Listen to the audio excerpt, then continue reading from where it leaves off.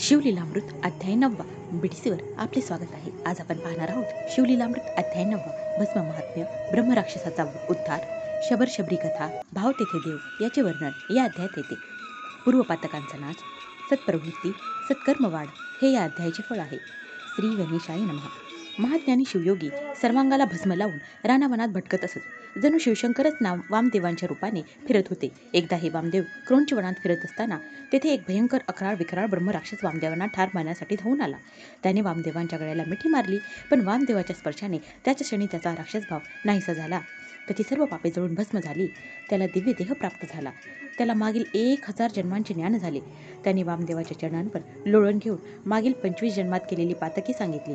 तो वामदेवांना म्हणाला, आज तुमच्या दर्शनाने मी पावन झालो। संत सज्जनांच्या सहवासाने पाप ताप दैन्य नाहीसे होते असे म्हणतात, ते अगदी खरे आहे। ब्रह्मराक्षस असे म्हणाला तेव्हा वामदेवाने त्याला एक कथा सांगितली। एक पापी विप्र मरण पावला तेव्हा एक श्वान जो शिवलिंगापासून येताना त्या श्वानाला भस्म लागलेले होते, तो येऊन विप्रप्रेताजवळ जाऊन बसता व ते श्वानाचे भस्म विप्राला लागते, तेव्हा तो पाप मुक्त होतो। शिवदूत त्याला नरकातून काढून कैलासास नेतात। वामदेव म्हणतात, हा सगळा प्रताप त्या शिवभस्माचा, त्याचे महात्म्य सांगावे तेवढे थोडेच असे बोलून वामदेवाने त्या ब्रह्मराक्षसाला भस्म महिमा थोडक्यात सांगितला। तो भस्म महिमा थोडक्यात असा: मंदरगिरी पर्वतावर उमामहेश्वर बसलेले असताना तेथे यक्ष, गंधर्व, किन्नर, चारण, पिशाच, गृह्यक, देव, उपदेव, मरुद्गण, पितृगण, एकादश रुद्र, द्वादशादित्य, अष्टवसु, अष्टभैरव, अष्टदिक्पाल, 88 सहस्र ऋषीश्वर, 60 सहस्र बालखिल्य, ब्रह्मपुत्र, पाताळनाग, पृथ्वीचे पुण्यशील नृपवर, प्रभू विष्णू, विधी, पुरंदर, समस्त भूतांचे मेळे मंत्राचर्य मिळाले। तसेच सिंधुर्वदन, वीरभद्रकुमार, 60 कोटीगण, नंदिकेश्वर, सन्मतकुमार हेही आले। त्यांनी महेश्वरास भस्म महिमा विचारला तेव्हा त्यांनी सांगितले, विभूती तीच शुद्ध आहे, जी शुद्ध मृत्तिका विरहित वाळून भस्म करून शिव गायत्री मंत्राने पवित्र करावी।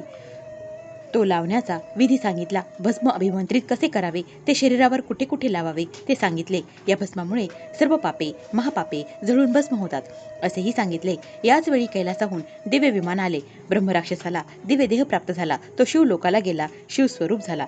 एकदा पांचाळ देश नरेश सिंहकेतू शबरांसह वनात चालला असताना तेथे एक भग्न शिवालय दिसले। शबर राजाला म्हणाला, हे शिवलिंग मी घरी घेऊन जातो व याची नित्य पूजा करतो। राजा म्हणाला, प्रेमभावे पूजन केले तरच त्याचा फायदा होतो, दांभिक भक्ती करू नये। शबर म्हणतो, पूजाविधी सांगा। राजा सिंहकेतू म्हणतो, पूजनाचे अनेक प्रकार आहेत, परंतु चिताभस्म पवित्र नित्य नूतन आणल्यानंतरच नैवेद्य अर्पण करावा। नृपवचन मानून यथार्थ शबर शिवलिंग घरी आणून यथाविधी स्थापन करतो। घरी दररोज शबर व त्याची पत्नी अत्यंत भक्तिभावाने शिवपूजा करून चिताभस्म अर्पण करत असे। पण एके दिवशी शबराला चिताभस्म मिळाले नाही, तेव्हा त्याच्या पत्नीने चिताभस्मासाठी स्वतःला जाळून घेतले। शबराने त्या चिताभस्माने शिवपूजा केली व नेहमीच्या सवयीप्रमाणे नैवेद्यासाठी पत्नीला हाक मारली। त्याच्या क्षणी शबरपत्नी नैवेद्य घेऊन हजर झाली। भगवान सदाशिवाची अगाध लीला पाहून शबर आनंदित झाला। आपल्या अपार भावभक्तीने ते दोघे शिवपदाला गेले। रावसिंहकेतू यालाही शिवभक्तीचा छंद लागला व तोही शिवभजन शिवलीलामृत श्रवण शिवरात्री सोमवार प्रदोष करू लागला। शिवप्रित्यर्थ धनदान करू लागला।